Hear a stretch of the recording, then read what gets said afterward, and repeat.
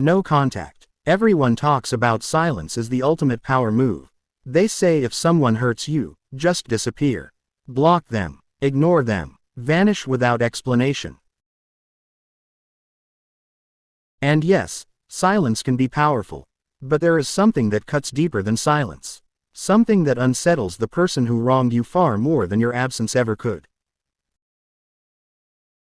It is not loud. It is not dramatic. It is not revenge. It is growth. When you go silent, they may assume you are still hurting. They may think you are waiting. They may believe your silence is just a phase. But when you genuinely move forward, mentally, emotionally, spiritually, you create a distance that no contact rule can ever achieve.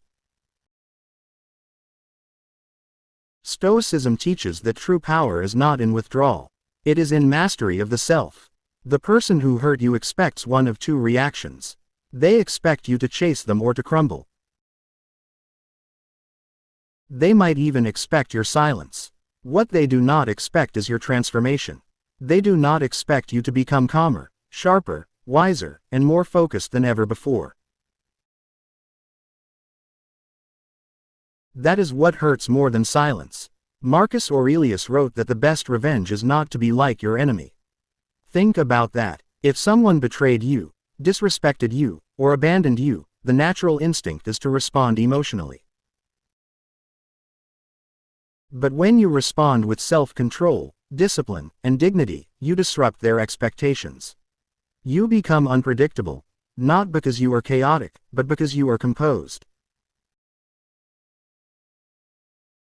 Silence says, I am hurt. Growth says, I am done. There is a difference. Silence leaves the door slightly open. Growth closes it without anger. It closes it with peace. And peace is terrifying to someone who hoped to remain in your mind.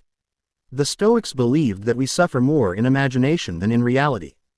After heartbreak or betrayal, your mind can replay scenes over and over. You imagine what you should have said. You rehearse arguments that will never happen. But the moment you redirect that energy into self-improvement, something shifts. You stop feeding the wound. You start building strength. Imagine this. Instead of obsessing over their social media, you work on your body. Instead of stalking their status, you read. Instead of crafting the perfect message you will never send, you invest in your purpose. That is not silence. That is elevation. And elevation speaks